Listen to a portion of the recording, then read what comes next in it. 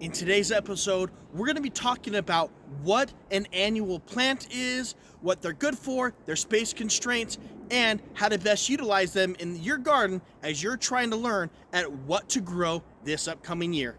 Let's get started.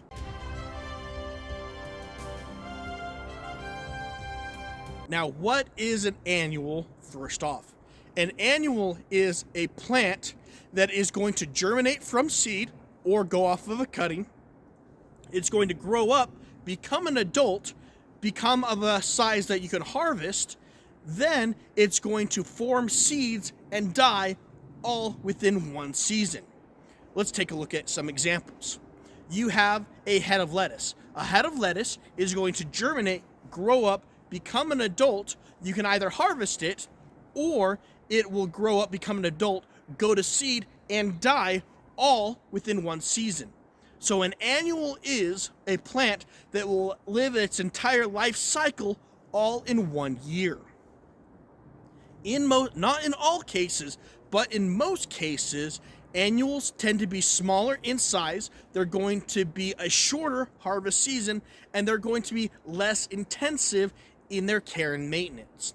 For examples, you have lettuce, you have spinach. Most of your leafy greens are going to be annuals.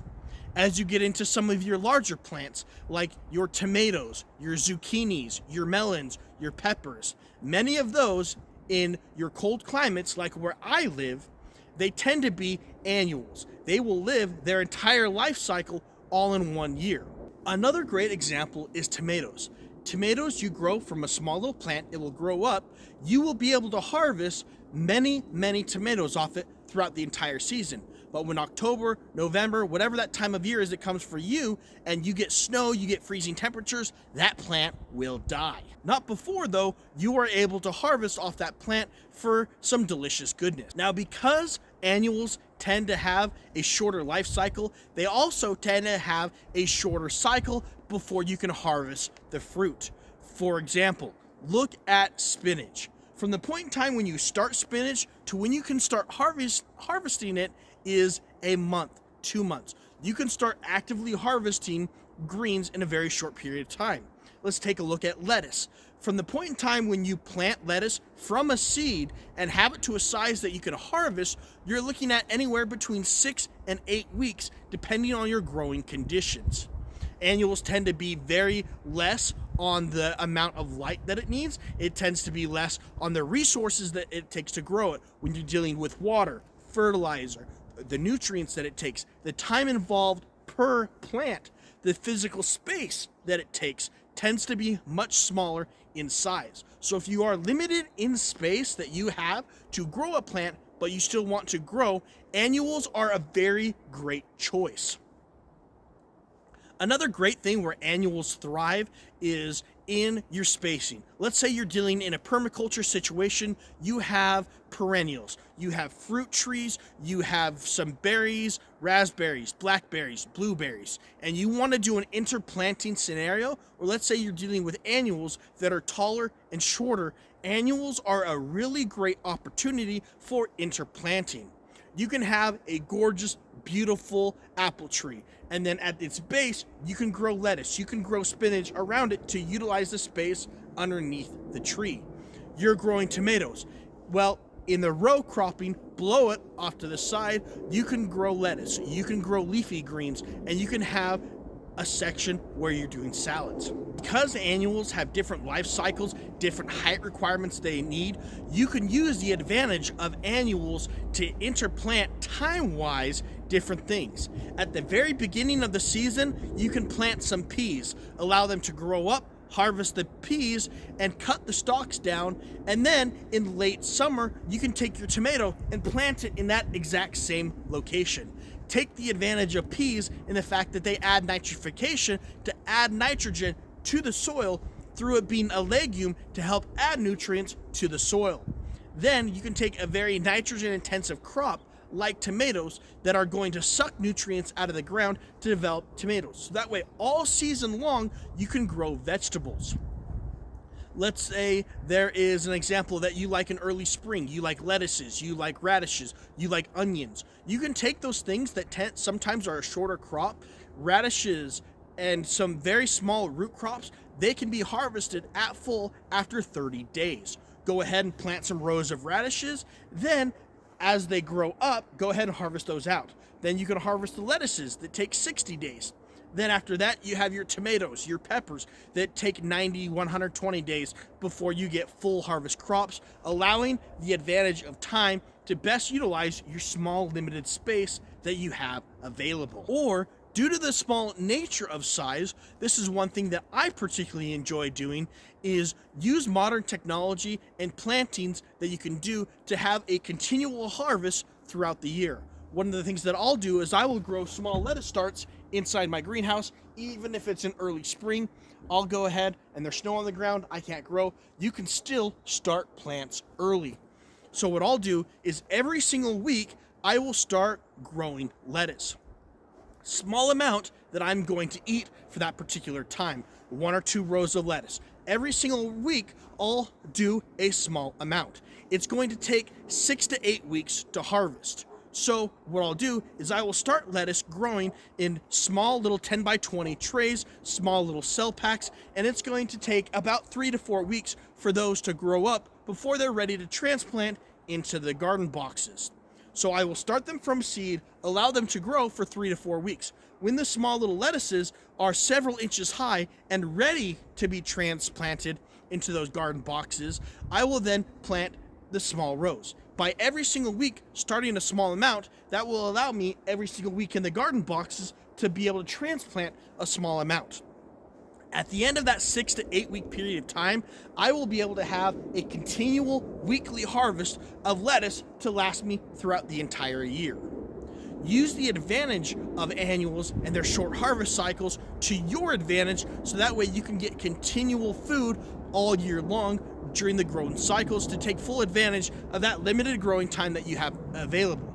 Especially if you're someone like me, where in the wintertime, if you're into the natural outdoors, you're not going to be able to grow.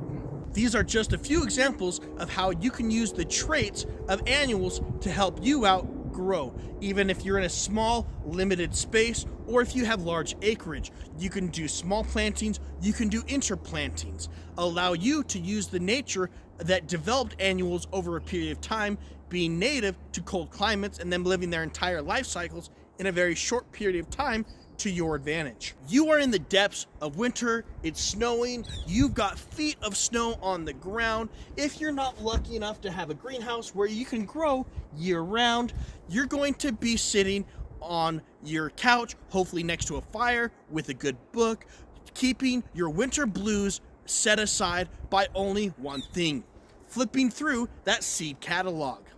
Now, that is the olden days, but I still like getting a seed catalog. I just love the feel of paper in my hands.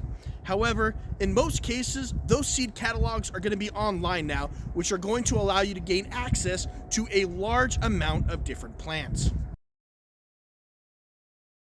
So you yourself are deciding that you are wanting to grow plants this upcoming season. You've got your plot you figured out. You've got your location inside your apartment complex that you want to grow. You've got large acreage that you want to grow, and you're just trying to decide what is it that you want to grow.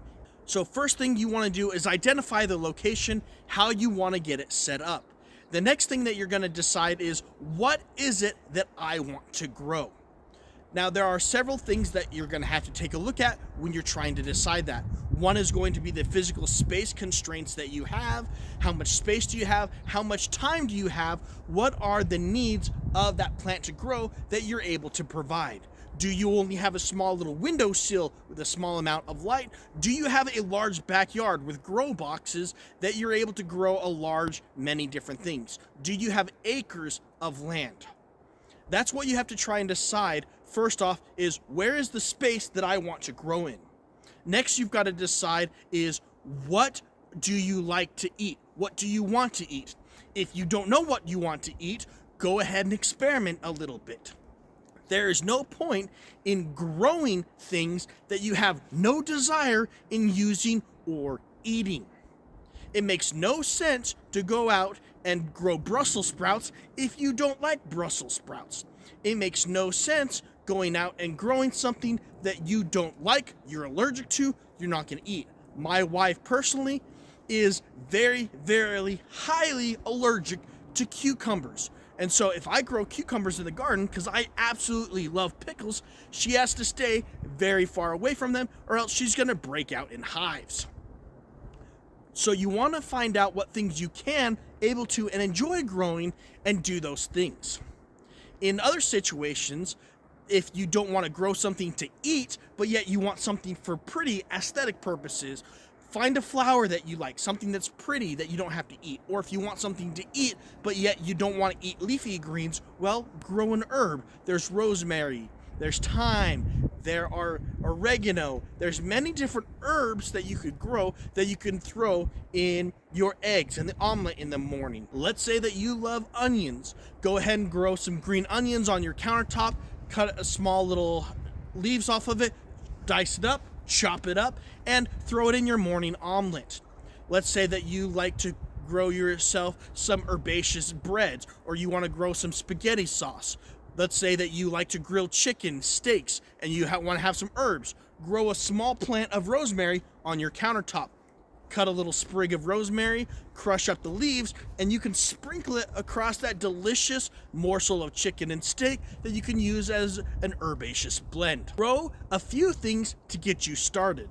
Thank you so much for joining us with Ewell Acres, where we are rooted in nature. Though we have modern technology, we like to utilize it to our own benefit to improve our lives, and in sharing this information with others like you and me, so that way we can continue to learn and grow with each other.